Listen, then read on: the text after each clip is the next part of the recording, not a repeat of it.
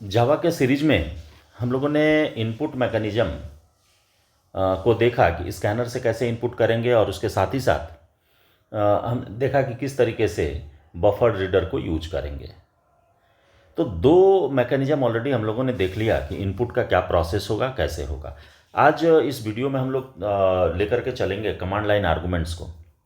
Command line argument क्या है? Command line argument का मतलब होता है कि जो मेन मेथड के पैरेंथेसिस के अंदर, यानी कि पैरामीटर के अंदर, हम लोग एक एरे लेकर के चलते हैं स्ट्रिंग टाइप का।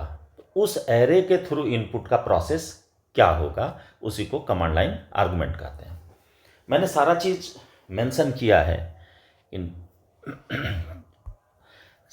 Command line arguments in Java are a way to pass information to program when it starts execution. हम इंफॉर्मेशन को पास करेंगे किस में? जावा के प्रोग्राम में। कब?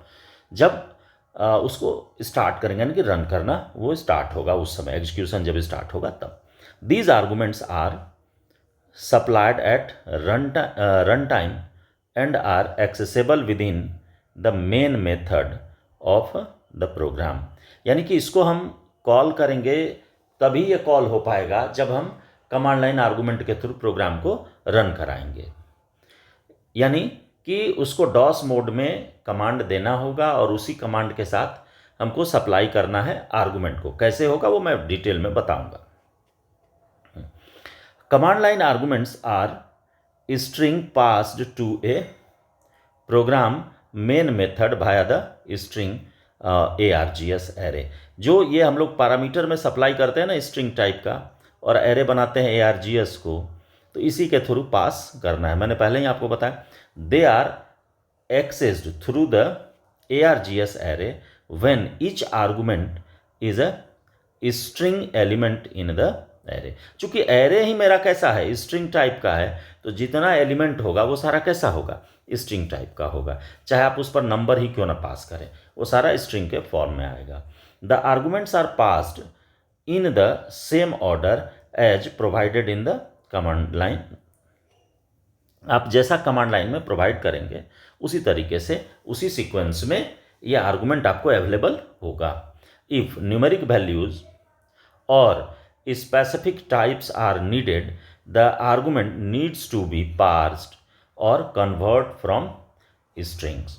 आपको स्ट्रिंग से कन्वर्ट करना होगा उस नंबर में या उस टाइप में जैसा आपको रिक्वायर्ड है। यानी कि जो भी यहाँ आएगा एलिमेंट, वो सारा स्ट्रिंग के फॉर्म में आएगा।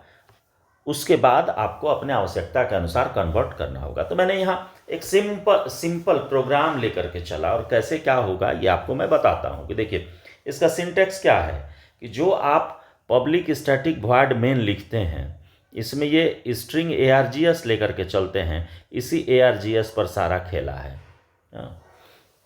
तो डिफाइन करने का तरीका आप जान ही रहे हैं। जो प्रोग्राम का स्ट्रक्चर मैंने बताया था, उस प्रोग्राम के स्ट्रक्चर में मेन मेथड होगा ही होगा, और मेन मेथड होगा तो ARGS लेकर के चलेंगे ही।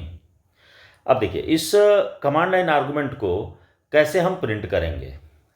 तो नॉर्मली देखिए मैंने यहाँ पर लिया एक पब्लिक क्लास टेस्ट और पब्लिक स्टैटिक वॉइड मेन और स्ट्रिंग ARGS। अब हमको ये चेक करना है कि ARGS में कोई एलिमेंट है या नहीं है। तो स्वाभाविक सी बात है कि जब ये एरे है और उसका लेंथ, यानी एरे का लेंथ यदि ग्रेटर देन हो 0 से, तो इसका मतलब आर्गुमेंट है। तो देखिए मैंने वही चीज़ चेक किया कि ARGS dot length is greater than 0, यानी ARGS का जो लेंथ है वो ग्रेटर है यदि 0 से, क्योंकि एलिमेंट ए गो होगा तो 1 हो जाएगा, 2 गो होगा एलिमेंट तो 2 हो जाएगा उसका वैल्यू। तो स्वाभाविक है कि उसका लेंथ जब हम कैलकुलेट करेंगे तो उससे हमको ये पता चल जाएगा कि नंबर ऑफ आर्गुमेंट कितना उसमें सप्लाइड है। तो यदि वो ग्रेटर देन 0 होता है तो मैंने एक मैसेज डाल दिया कमांड लाइन आर्गुमेंट्स, और इसके बाद इंट एक वेरिएबल लिया आई इंटीजर टाइप का, जिसको कि 0 से स्टार्ट किया और ARGS के लेंथ तक लेकर के गया कि आपने कितना आर्गुमेंट सप्लाई किया है, वो आकर के स्टोर हुआ है ARGS में, और लेंथ मेथड उसके नंबर ऑफ आर्गुमेंट को रिटर्न करता है। तो यहाँ पर दे दिया कि i is less than ARGS dot length और i प्लस प्लस, और i को 1 से इंक्रीज करते गया। आर्गुमेंट्स और आई को प्लस प्लस किया, ARGS के आई को डिस्प्ले करते चला गया। तो जितना मान लो 3 आर्गुमेंट देंगे तो ये 3 बार चलेगा, ऊपर वाला मैसेज एक बार आया और देन ये लूप जो है ये 3 बार आपको रिपीट कर जाएगा। तो 3 बार रिपीट करेगा तो जो भी उसमें ARGS के आई वाले लोकेशन पर होगा उसको हमने प्रिंट कराया, लेकिन ये स्ट्रिंग के फॉर्म में प्रिंट करा रहे हैं, यहाँ पर कन्वर्सन का कोई मैकेनिज्म यूज नहीं कर रहे हैं। और देखो ये फॉर का बंद हो गया और ये वाला जो है इस इफ का ये क्लोजिंग है। यदि मान लो लेंथ हमारा 0 से ग्रेटर नहीं है, तो नहीं है तो सीधा कंट्रोल यहाँ से चलाएगा किस में, इल्स में, और इल्स में आकर के ये वाला मैसेज दे देगा कि no command line arguments passed, माने आप कमांड लाइन आर्गुमेंट कुछ भी पास नहीं किए हैं। तो यदि आप इस प्रोग्राम को रन कराएंगे किसी भी एडिटर में और वहाँ पर जैसे ही आप इसको रन करेंगे, कमांड लाइन आर्गुमेंट यदि आप सप्लाई नहीं करते हैं या ऑनलाइन कंपाइलर पर डालिएगा तो ये वाला मैसेज देखिएगा आपको शो करेगा, हाँ, इधर वाला कोई भी मैसेज शो नहीं करेगा। इसलिए ऑनलाइन कंपाइलर पर आप कमांड लाइन आर्गुमेंट नहीं दे सकते, उसके लिए आपको अपने सिस्टम में इसको लेकर के चलना पड़ेगा। यानी कि कंपाइलर डाउनलोड करिए और देन वहाँ से आपको कमांड लाइन पर जाने का ऑप्शन है, आप वहाँ से कर सकते हैं, या डॉस मोड से करिए, वहाँ से भी हो जाएगा। अब देखिए, अब इसी प्रोग्राम को जब लिखे तो लिखने के बाद इसका कैसे हम एग्जीक्यूशन करेंगे, इसका क्या प्रोसेस है, मैंने 1 बाय 1 स्टेप वाइज इसको लिखा है। देखिए कि सबसे पहला काम क्या करेंगे कि प्रोग्राम को रन करना है, हाँ, तो प्रोग्राम को रन करना है तो इसके लिए हमको सबसे पहले सेव करना होगा। तो जैसे यहाँ पर ऊपर हमने क्लास का नेम लिया है टेस्ट, तो मैंने दे दिया यहाँ test.java, इसी के नाम से इसको सेव कर दिया। सेव करने के बाद कंपाइलर को यूज करेंगे, तो कंपाइलर का नाम आपको बता ही चुके हैं कि जावा सी है नाम कंपाइलर का जावा के, तो जावा सी, और जो ये नाम दिए थे उसको उठा करके मैंने डाल दिया, ये कंपाइल कर जाएगा।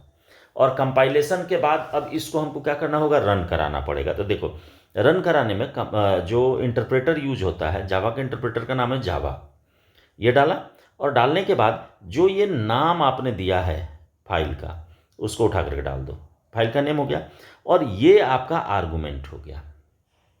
तो देखिए मैंने यहाँ पर क्या डाला, हेलो वर्ल्ड 1 2 3, तो देखो 1 2 3 आर्गुमेंट मैंने सप्लाई किया, स्पेस है ना बीच में, स्पेस जैसे ही आप देंगे किसी भी वर्ड एक सेंटेंस के बीच में, वो नंबर ऑफ आर्गुमेंट उसको मान लेता है कमांड लाइन आर्गुमेंट में। तो ये चला जाएगा 0 वाले लोकेशन पर, ये आ जाएगा 1 वाले लोकेशन पर, ये आ जाएगा 2 वाले लोकेशन पर।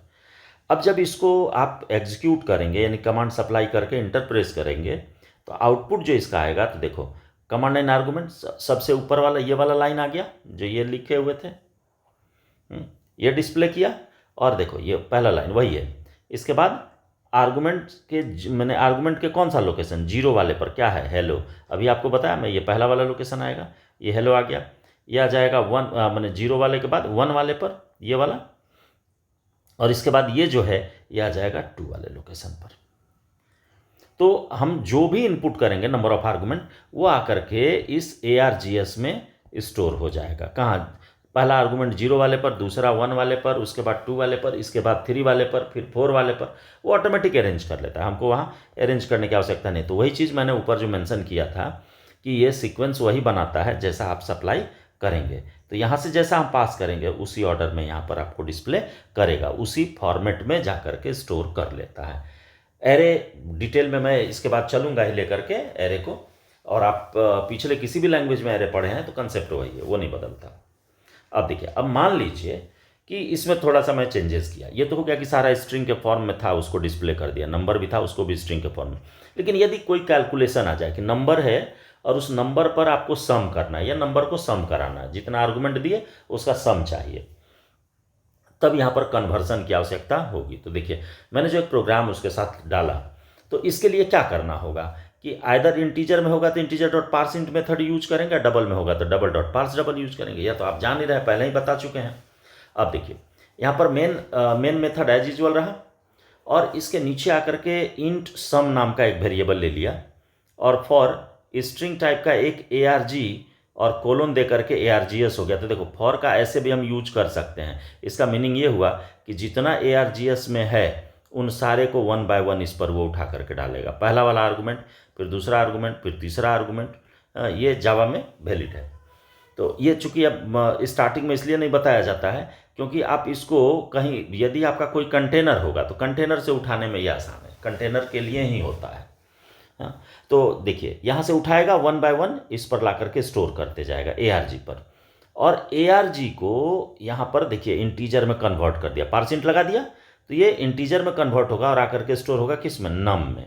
इंटीजर एक वेरिएबल है नम, इसमें स्टोर होगा, और ये नम से आकर के सम में स्टोर हो जा रहा है। यहाँ पर भी हम दे सकते थे इस जगह कि sum plus equal to integer dot parse int और ब्रैकेट में ARG, ऐसे भी आपका चल जाता है। अब देखिए तो ये क्या करेगा ना, एक्सेप्शन जनरेट होने का चांस रहता है। मान लो नंबर है, नंबर के साथ कोई कैरेक्टर डाल दिया तो एक्सेप्शन जनरेट हो जाएगा। तो उसको हैंडल करने के लिए नंबर फॉर्मेट एक्सेप्शन, इसके साथ ट्राई के अंदर कैच लगाया और उसको डाल दिया। आपको याद होगा बफर रीडर में हम ट्राई कैच के बारे में थोड़ा सा बताए थे कि एक्सेप्शन को हैंडल करने के लिए इसको यूज करते हैं। ऐसे एक सेपरेट चैप्टर है एक्सेप्शन हैंडलिंग, वो आगे डिटेल में मैं बताऊंगा उसके बारे में।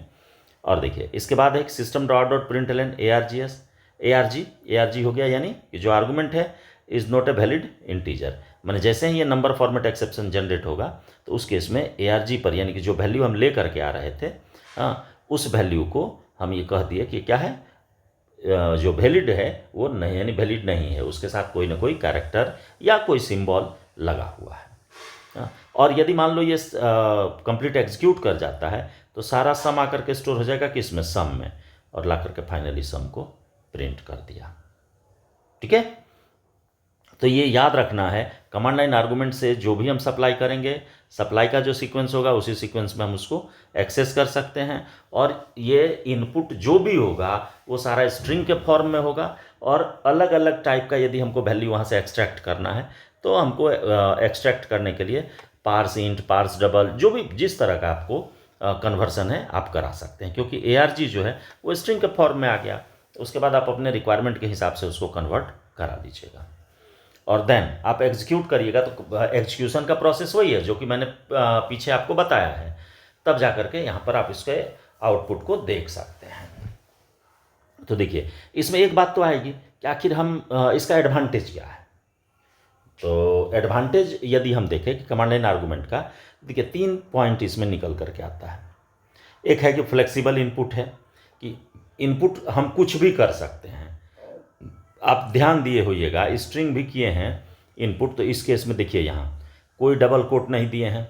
ऐसा नहीं है कि स्ट्रिंग है तो डबल कोट में दिया, नंबर है तो मैंने कुछ नहीं दिया, ऐसा कुछ नहीं किया। मैंने एक सीक्वेंस में सारे को डाल दिया। तो ये क्या हो गया, फ्लेक्सिबल है, जो इनपुट कराना आप करा सकते हैं।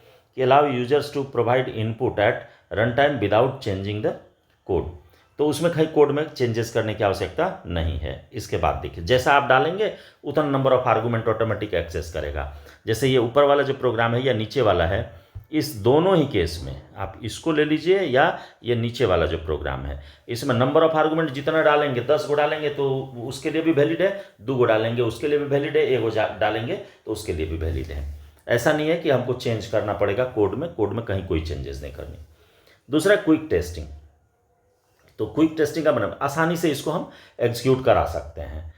तो useful for testing different configuration और scenarios without modifying the program को बिना चेंज किए हुए, जो अलग अलग तरह का वैल्यू, कभी इंटीजर डाले कभी कोई सिंबल डाल करके देख लिया कि हमारा सही सही काम कर रहा है नहीं। जो इनपुट वाले मैकेनिज्म में थोड़ी परेशानी है, कभी इनपुट का सारा प्रोसेस लिखिए, यहाँ पर वो लिखना नहीं पड़ता, डायरेक्ट एक्सेस हम कर लेते हैं।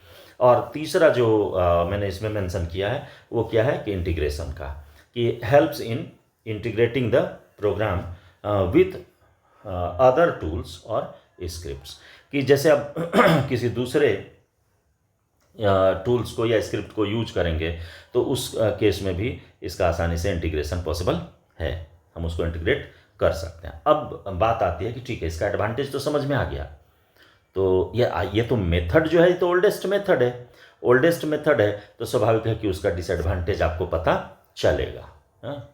कि जैसे कहते हैं ना कि चप्पल पहनने से आसान हुआ कि गिट्टी नहीं पैर में गड़ेगा, लेकिन आँख की रोशनी भी तो प्लास्टिक के चप्पल से चली जाती है। तो ये तो तब न पता चला जब लोग के आँख का रोशनी घटा और उसके बदले दूसरा जो मटेरियल है उसको यूज करने का लोगों के पास कंसेप्ट आया, तब न हो गया कि प्लास्टिक से ऐसा होगा। तो उसी तरीके से इसका अपना लिमिटेशन भी है, क्योंकि इससे एडवांस भी आ गया इनपुट का प्रोसेस, इसलिए इसका लिमिटेशन पता चला। तो देखो लिमिटेशन क्या है, तो all arguments are treated as string. सारा कुछ क्या होगा, चाहे नंबर रखे, कोई सिंबल रखे, जो भी रखेंगे स्ट्रिंग के फॉर्म में रहेगा। And need to be manually passed for specific data types.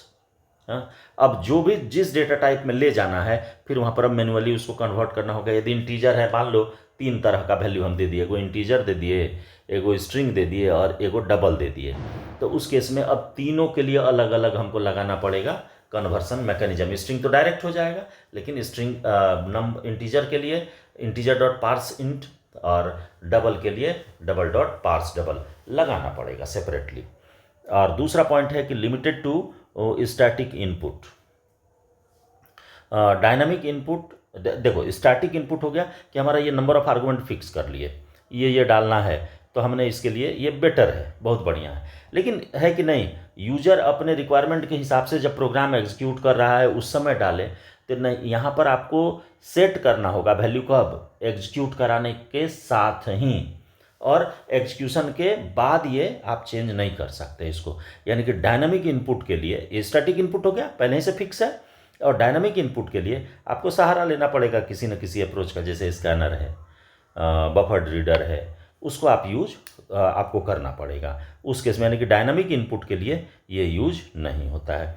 तो यही इसका लिमिटेशन हो गया। तो ये कमांड लाइन आर्गुमेंट के बारे में हो गया। मैंने ये तीनों तरीका जो आपको था रिक्वायर्ड, वो मैंने बता दिया। इसके अलावा और भी मैकेनिज्म्स हैं जिसके थ्रू आप इनपुट ले सकते, जैसे जे ऑप्शन पेन है, लेकिन उतना हम लोगों को अभी एकाएक आगे बढ़ने की आवश्यकता नहीं है। तो मिलते हैं अगली वीडियो में नए टॉपिक के साथ।